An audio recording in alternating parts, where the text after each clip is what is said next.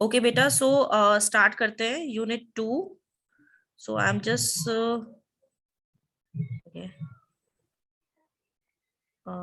Are you able to see my screen? Yes ma'am. Okay, तो बस मैं अब एक सेकेंड जरा पीपीटी ओपन करती हूँ। Yes, unit 2 switching theory, unit 2। ठीक है, स्लाइड शेयर से मिल जाएगी। Okay ma'am. तो इसमें सबसे पहले हम बात करते हैं इसके कंटेंट्स की। इसमें कॉम्बिनेशनल लॉजिक सर्किट्स है, डिजाइन जी प्रोसीजर्स है, एडर्स है, सब्ट्रैक्टर्स, कोड कन्वेंशंस है, मल्टीप्लेक्सर, डी मल्टीप्लेक्सर बहुत इंपॉर्टेंट टॉपिक है, एग्जाम में मोस्टली एक क्वेश्चन आ ही जाता है इस पे, और एनकोडर ओके डिकोडर पे भी मैम। आ जाता है। तो ये 4 टॉपिक्स ऐसे हैं जो इम्पोर्टेंट है। और जो सब्ट्रैक्टर्स है ये आपके लैब के अंदर भी यूज हो रहा है, एडर्स यूज हो रहा है बेसिकली, तो वो थोड़ा सब्ट्रैक्टर अच्छी तरह से कर लेना, और जी एडर्स वगैरह। और एक्चुअली में ये जो आपकी यूनिट है ये पूरी कॉम्बिनेशनल लॉजिक सर्किट्स पे है, ये मल्टीप्लेक्सर एनकोडर ये उसी का पार्ट है। ठीक है।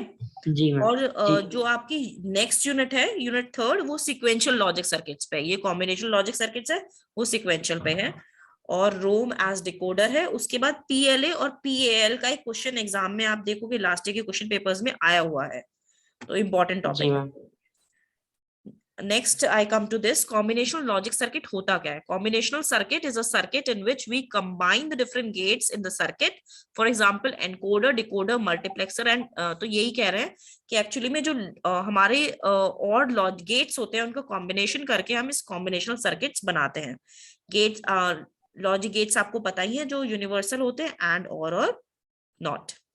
ठीक है। नॉट। तो ये sum of the characteristics of combinational circuits are as follows. अब ये बताने हैं कुछ कैरेक्टरिस्टिक्स हैं जो कॉम्बिनेशनल सर्किट्स के होते हैं। दैट मींस ये जो फीचर्स हैं या ये जो कैरेक्टरिस्टिक्स हैं ये सभी कॉम्बिनेशनल लॉजिक सर्किट्स के होंगे, जो कि आपने बताया जी एनकोडर का भी, डिकोडर का भी, मल्टीप्लेक्सर का भी और डी मल्टीप्लेक्सर का भी, क्योंकि ये ओके मैम। सारे ही कॉम्बिनेशन लॉजिक सर्किट है। तो क्या क्या फीचर्स है वो? The output of the combinational circuit eight any instance of time depends only on the level present at input terminals. मतलब वो कह रहा है कि जो आउटपुट है कॉम्बिनेशन सर्किट का वो इनपुट पे डिपेंडेंट है। ठीक है, जो इनपुट होगा जी उस हिसाब से आपका डिपेंडेंट होगा output. So the combinational circuit do not use any memory। ये बहुत इंपॉर्टेंट है कि जो कॉम्बिनेशनल सर्किट होता है वो मेमोरी नहीं रखता है। मेमोरी मतलब वो कहीं स्टोर नहीं करता है वैल्यू। और यही डिफरेंस जी होता है कॉम्बिनेशनल और सिक्वेंशियल में। जो आप थर्ड यूनिट आपकी सिक्वेंशियल लॉजिक गेट्स है, तो सिक्वेंशियल में जी मेमोरी होती है, और कॉम्बिनेशन लॉजिक सर्किट्स में, कॉम्बिनेशन सर्किट्स में मेमोरी नहीं होती है। नहीं होती। हाँ, sorry, the previous state of input does not have any effect on the present state of the circuit। तो प्रेजेंट स्टेट पे कोई भी इसका मेमोरी मतलब नहीं स्टोर होता है, मेनली ये कहना चाह रहे हैं। ओके और combination circuit can have n number of inputs and m number of outputs. ये कह रहा है कॉम्बिनेशन सर्किट में नंबर ऑफ इनपुट्स n होते हैं और नंबर ऑफ आउटपुट m होते हैं, डिफरेंट होते हैं दोनों, जी इनपुट और आउटपुट। जैसे कि एक ब्लॉक डायग्राम है ये कॉम्बिनेशन सर्किट का। इसमें आप देखोगे ए बी सी जो है ये इनपुट्स है, और A dash B dash C dash output है, और नंबर ऑफ इनपुट्स एन भी जा रहे हैं, और इसे आप एम भी बोल सकते हो। ठीक है, ओके मैम। आउटपुट को। उसके बाद आता है डिजाइन प्रोसीजर। ये जो डिजाइन प्रोसीजर है ये एक्चुअली स्टेप्स हैं जो हर एक कॉम्बिनेशनल सर्किट्स में यूज होते हैं। यही चीजें होंगी जो मैं आपको बता रही थी अभी थोड़ी देर पहले कि जो आपका ये सब्जेक्ट है इसमें लॉजिक गेट्स भी है, लॉजिक बहुत चीजें इंपॉर्टेंट जो बता रही थी। तो ये सब इसका ये स्टेप्स में यूज होंगे। ट्रुथ टेबल्स बहुत इंपॉर्टेंट है, तो इसमें आपको स्टेप बाय स्टेप पता चलेगा कैसे कैसे चीजें बनाते हैं। ठीक है, जी तो कुछ भी बेटा कहीं भी इस पॉइंट पे समझ में ना आए पूछ लेना। ठीक है, ओके मैम। तो इसमें क्या लिखा है? A combinational circuit consist of logic gates whose output at any instance of time are determined directly from the present combination of inputs without regards to previous inputs. ये वही बोल रहा है जो अभी हमने डिस्कस करा है कि एक्चुअली में जो आपका लॉजिक कॉम्बिनेशनल सर्किट है वो प्रीवियस जी वैल्यू को स्टोर नहीं करता और प्रीवियस रिकॉर्ड को ध्यान भी नहीं रखता, उसकी कोई मेमोरी नहीं होती है। ठीक है, जी वो प्रेजेंट स्टेट पे ही, इनपुट्स पे ही आउटपुट देता है। एग्जाम्पल्स ओके हमने मैम। बताए हैं कॉम्बिनेशन सर्किट के, एडर है, सबट्रैक्टर है, एनकोडर डिकोडर है, ये सब। ठीक है, उसके बाद ये स्टेप्स जी है जो मैम। आपके सारे कॉम्बिनेशन सर्किट में यूज होंगे। स्टेप नंबर 1 क्या है? इन्होंने बोला है identify the number of inputs and output of the circuit. आपको सबसे पहले ये देखना है कि कितने इनपुट है इस वाले कॉम्बिनेशन सर्किट के और कितने आउटपुट है। तो हमें आइडेंटिफाई करना है नंबर ऑफ इनपुट्स कितने होने चाहिए और नंबर ऑफ आउटपुट कितने होने चाहिए। सबसे पहला स्टेप ये है।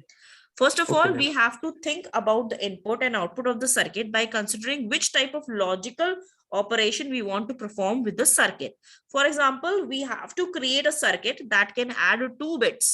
ठीक है, ये कह रहे हैं कि 2 बिट add अगर कर रहा है, for which we require 2 inputs. 2 bit के लिए 2 inputs की जरूरत है, one for bit A and another for bit 2. तो इन्होंने बोला एक बिट को मान लो A मान लो और एक दूसरी बिट को मान लो B, and 2 output, once for sum, और उसका 2 आउटपुट है, एक सम बोल दिया और एक कैरी बोल दिया, सी बोल दिया कैरी। ठीक है, तो उन्होंने बोला 2 इनपुट है ए और बी और उसका क्या निकल रहा है, सम निकल रहा है और कैरी निकल रहा है, सी निकल रहा है। In total we require 2 inputs and 2 outputs, so here our first step is completed. तो इन्होंने बोला इससे हमने पहला स्टेप क्लियर हो गया कि नंबर ऑफ इनपुट्स हमने आइडेंटिफाई कर लिया, इनपुट और आउटपुट। तो पहला स्टेप ये था। हर कॉम्बिनेशनल सर्किट में, चाहे मल्टीप्लेक्सर की बात हो, चाहे डीमल्टीप्लेक्सर, चाहे एनकोडर, चाहे डिकोडर, ये चाहे एडर, चाहे सब्ट्रैक्टर, सबसे पहला स्टेप क्या होगा, हमें आइडेंटिफाई करना है उसके नंबर ऑफ इनपुट्स और उसके नंबर ऑफ आउटपुट। यस, अब सेकंड स्टेप करते हैं, creating the truth table. Creating the truth table मैंने आपको बताया था, ट्रुथ टेबल बहुत इंपॉर्टेंट होती है। तो सबसे पहले अब हम जब हमें नंबर ऑफ इनपुट और आउटपुट पता चल गए तो उसके हेल्प से हम ट्रुथ टेबल बना सकते हैं उसकी। तो बोला in this step we have to create truth table for our circuit. So for that first we will create input columns and list all the possible combinations of inputs. In our case 2 bits can have maximum 4 combinations. मैंने आपको बताया था कि अगर आपके 2 inputs होते हैं A और B तो उसके maximum combination 4 होते हैं, क्योंकि 2 की पावर 2 4 होता है। अगर 3 combinations होते हैं 2 की पावर 3 कितना हुआ, 8 आउटपुट्स होते हैं। इस तरीके से निकलता है ये। ठीक है, जितने भी आपके इनपुट्स हैं उसकी पावर कर दो, 2 की पावर कर दो वो जितने इनपुट्स हैं। ठीक है, तो इसमें 2 ए और बी अगर हमारा 2 इनपुट्स हैं तो उसके कॉम्बिनेशन 4 होंगे और 4 कॉम्बिनेशन कौन कौन से होंगे, 0 0 0 1 1 0 1 1, ये हमारे 4 कॉम्बिनेशन होंगे जो आपने के मैप में भी लिखा था, अगर आपको याद हो साइड की तरफ। बस के मैप में सीक्वेंस में ना करके 1 1 पहले था 1 0 बाद में था, है ना। उसके बाद now in output we have 2 combinations, sum and carry, as discuss earlier. ये प्रीवियस वाले स्टेप को बोल रहा है। Now we have to fill output columns in such a way that for which logical operations we are constructing circuits. In our circuit we want addition, so we will add those input bits and write the sum of those bits in sum column, and if carry is generated we will write one else write. तो ये मतलब यही बोल रहा है simple कि सम और carry के केस में जो हमने स्टेप 1 लिया था उसका एग्जांपल के तौर से चला रहा है, लेकिन आपको इसमें स्टेप में मोटा मोटा ये याद रखना है कि इसमें हमें ट्रुथ टेबल क्रिएट करनी है। और ट्रुथ टेबल अगर 2 इनपुट्स हैं तो 4 आउटपुट होते हैं, अगर 3 इनपुट है तो 8 आउटपुट होते हैं। ठीक है जी, मोस्टली आपके 3 इनपुट्स वाला आता है। तो यही इस तरीके से टेबल होती है आपकी ट्रुथ टेबल, ए बी का 0 0 0 1 1 0 1 1, और सम और कैरी के रेफरेंस में इन्होंने ऐसे दे दिया है। सम समझते हो ना जी, सम ये नॉर्मल मैथ्स वाला सम नहीं है, इसमें सम में आपको ये याद रखना है कि हमेशा 1 1 क्या होता है, 10 होता है। मैथ्स में कंप्यूटर में आपका 1 1 हमेशा 10 होगा, क्योंकि कंप्यूटर को 0 और 1 ही समझ में आता है, कंप्यूटर को 2 तो समझ में आता नहीं, तो इसलिए हम 2 का यूज नहीं करते हैं। और अगर 3 1 होते हैं, 1 1 1 3 बार 1 होता है तो वो 11 होता है, 1 1 11 होता है जी मैम। 1 तो इन्होंने आप देखो लास्ट वाले में 1 + 1 इन्होंने करा है 0 और 1, क्योंकि 10 है तो 1 तो कैरी में चला गया और 0 आ गए हैं सम में जी मैम। ओके, तो इस तरीके से करा है इन्होंने 0 + 1 1 होता है, 1 + 0 1 होता है, और 1 1 के केस में 10 होता है तो 1 कैरी में चला गया और 0 आ गया। ठीक है जी मैम, आगे चलते हैं। थर्ड स्टेप क्या है, simplify the Boolean function for each output. मैंने आपको बताया था कि सिंप्लीफाई करने के 2 तरीके होते हैं, या तो आप सिंप्लीफाई बुलियन लॉस से कर सकते हैं या आप के मैप से कर सकते हैं, है ना जी मैम, क्योंकि हमें वो इक्वेशन को बुलियन फंक्शन को हमें सिंप्लीफाई करना है। तो बोला in this step we have to just create a simplified boolean function according to input and output of the truth table obtained in the previous step. तो जो ट्रुथ टेबल आपकी previous step में आई उसकी हेल्प से हमें उस Boolean function को सिंप्लीफाई करना है, कम छोटा करना है। जैसे सम की value a dash b plus A B dash आई, तो हम इसे a x और b भी लिख सकते हैं, और कैरी के लिए कैरी ए बी में a एंड b लिख सकते हैं। ठीक है, ये उसका एग्जाम्पल जो चल रहा था उसको ही लेके कर रहा है। तो आपका सबसे पहला स्टेप क्या था? आपका सबसे पहला identify number of input and output, step 1 यही था ना। स्टेप 2 क्या था? स्टेप 2 क्या था आपका जी? स्टेप 2 स्टेप 2 याद करो, स्टेप 2 क्या था? टेबल बनानी, वेरी गुड, ट्रुथ टेबल। उसे टेबल नहीं बोलेंगे, इसे ट्रुथ टेबल बोलेंगे। हमें ट्रुथ टेबल क्रिएट करनी थी। और स्टेप 3 है हमारा सिंप्लीफाई करना है हमें बुलियन फंक्शन को, जो कि हमारा आउटपुट आया है ट्रुथ टेबल से। उसके बाद हम आते हैं स्टेप 4 पे। उसमें क्या करें? कंस्ट्रक्ट करना है हमें circuit using Boolean function obtain from the third step. Third step से जो हमारा बुलियन इक्वेशन आ जाएगी, उससे हमें ये, इसे बोलते हैं हम बुलियन फंक्शन बोल सकते हो, लॉजिक डायग्राम भी बोल सकते हो इसे। उससे हमें लॉजिक डायग्राम, ये लॉजिक डायग्राम बनाना आता है या नहीं आता? नहीं आता ये वाला। अच्छा, मैं बताती हूँ कैसे करते हैं। जैसे इनपुट्स होगा ए और बी, ठीक है, इनपुट ए और बी आ गया। अगर ए इंटू बी है, अगर ए इंटू बी लिखा हुआ है क्वेश्चन में, तो उसका मतलब है एंड गेट लगेगा बीच में ए और बी के। तो इसलिए बीच में नीचे वाले में एंड लगा के, और आउटपुट निकल रहा है सी, तो इसका मतलब है A into B is equals to C लिखा हुआ है, इसका मतलब ये है। जी मैम। ठीक है, ऐसे एक्सक्लूसिव और गेट लेगा, और जब डिटेल में बुलियन डायग्राम करेंगे तो मैं आपको समझा दूंगी। अभी आप स्टेप्स देखो, जो ये स्टेप्स आपको सभी कॉम्बिनेशनल सर्किट्स में यूज करना है। ठीक है, तो फोर्थ स्टेप क्या था? हमें कंस्ट्रक्ट करना था Boolean function with help of logic diagram. तो ये हमारे 4 स्टेप्स थे। तो या आप सभी में ये फॉलो करेंगे, जो जो हम adder, subtractor, multiplexer, demultiplexer, encoder, decoder जो पढ़ेंगे, इन सब में आपको ये 4 स्टेप्स का यूज करना है। ठीक है, ओके। नेक्स्ट करते हैं फुल एडर इन डिजिटल सर्किट्स। फुल एडर क्या होता है? फुल एडर, जैसे मैंने एडिशन बताया था आपको, 1 + 1 = 10, और 3 बार 1 प्लस करते हैं तो 11 होता है। तो अब ये एडर, तो उसे ही कहते हैं एडिशन, नॉर्मल उसे ही कहते हैं। तो अब हम कुछ डायग्राम की हेल्प से फुल एडर करेंगे। एग्जाम में बेसिकली क्वेश्चन आ जाता है, explain full adder with help of a diagram.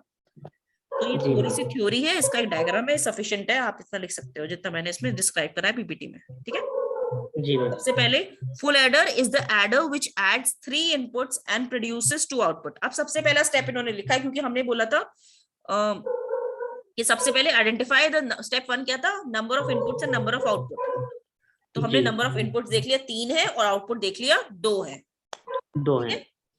ठीक है, उसके बाद क्योंकि एडर की बात कर रहे हैं, वो भी फुल एडर है। अगर हाफ एडर होता तो नंबर ऑफ इनपुट 2 होते, क्योंकि फुल एडर है तो उसके इनपुट्स 3 है।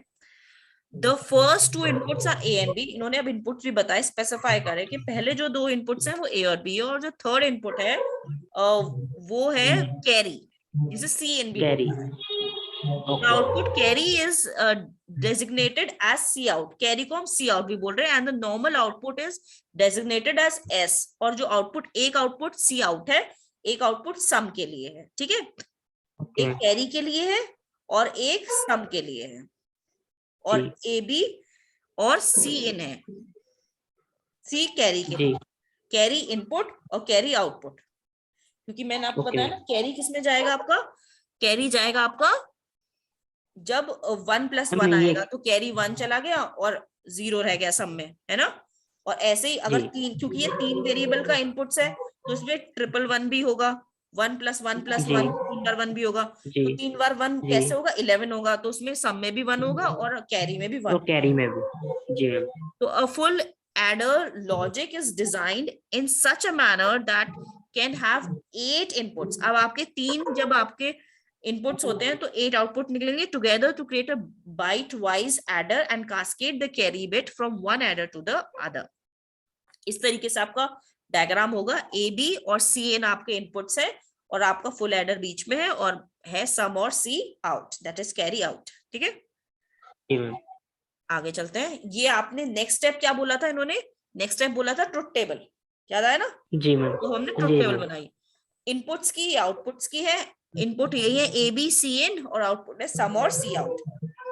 हमेशा याद रखना कि जब भी 8 बिट के हमारा बनता है तो यही होता है, इसमें 4 0 4 1, ए में पहले 4 0 फिर जी 4 1, फिर बी में जी 2 0 2 1 2 0 2 1, फिर 1 0 जी 1 1 1 0 1 0 1 1, इस तरीके से याद कर लो, ठीक है। और ये कहाँ ओके तक मैम। जाएगा, ये 8 होंगे, काउंट करके देखो 1 2 3 4 5 6 7 8 है, ठीक है। जी मैम 8 है। इजीएस्ट तरीका है ये याद करने का।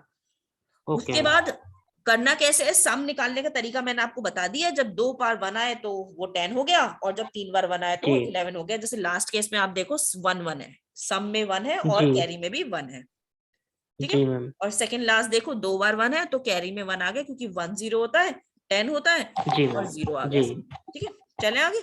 ओके जी मैम चले। ओके, अब ये तो खत्म हो गया फुल एडर। अब आ गए हम सब्ट्रैक्टर कोड कन्वेंशन पे। सब्ट्रैक्टर में क्या होता है, सब्ट्रैक्टर में हमें सब्ट्रैक्शन करना है, तो सब्ट्रैक्शन जी में मैम। कैरी तो होगा नहीं, बोरो होगा, क्योंकि हो सकता है कि जो डिजिट है वो छोटी है जिसमें से हम जी बड़ी माइनस कर रहे हैं, तो ऐसा तो पॉसिबल ही जी नहीं है, मैम। छोटे में से बड़ा तो नो माइनस मैम। नहीं हो सकता, तो हमें बोरो नो मैम लेना उसको पड़ेगा। बोरो करना। जी exactly ma'am.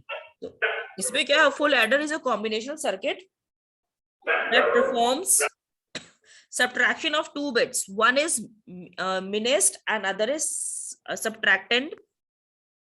Minused and other is subtracted, taking into account borrow of the previous adjacent lower minused bit. अब हम आइडेंटिफाई करेंगे नंबर ऑफ इनपुट्स। तो नंबर ऑफ इनपुट्स कितने हैं, 3 है, और नंबर ऑफ आउटपुट कितने हैं, 2 हैं। 2 तीन इनपुट्स कौन से, ए बी और बी इन, और डिनोट किससे कर रहा है, माइनस्ड, सबट्रेहेंड एंड प्रीवियस बोरो। मतलब इसका मतलब है जी ए का मतलब ये है, बी का मतलब ये है, और सी का मतलब प्रीवियस बोरो। आउटपुट कौन से, जी डी मैम। और बी आउट, तो 2 आउटपुट है, ठीक है। जी इस तरीके से डायग्राम होगा, A B B in D और बी आउट, फुल सबट्रैक्टर बीच में लिखा होगा। ट्रुथ जी टेबल, मैम। उसका नेक्स्ट स्टेप हमने वही बताया था, डिजाइन में ट्रुथ टेबल होती है। जी ट्रुथ टेबल बताई, ट्रुथ टेबल कैसे बताई, ए बी वही मैंने आपको बताया था, 4 0 4 1 2 0 2 1 1 0 1 1 हो गया, और वही जी सिंपल आपने वही करा है सब्ट्रैक्शन में। जैसे 1 - 1 क्या होता है, 0 होता है, तो 0 0 0 आ रहा है, ठीक है। और जैसे आप देखो 1 - 1 जो होता है, मतलब इस तरीके से आप, या तो आप इस टेबल को ऐसे ही देख लो, अगर क्योंकि इसमें टाइम बहुत कंज्यूम होगा अगर आप एक एक करके देखोगे, तो मोस्टली जी मैम। लोग मेमोराइज कर लेते हैं ट्रुथ टेबल के जो आउटपुट्स होते हैं। लॉजिक भी आपको पता जी होना चाहिए, लेकिन लॉजिक करने में एग्जाम में थोड़ा टाइम वेस्ट हो जाता है, 1.5 घंटे का पेपर होता है, तो मैम यही वाली टेबल बनाने के लिए आती है ऐसी। हाँ हाँ, एग्जाम में ऐसा आ जाता है, explain full adder in detail with the help of its truth table, ये डायग्राम्स, 15 मार्क्स का क्वेश्चन आ गया, ओके इस ओके तरीके मैम। से तो ये सब बनाना होता है।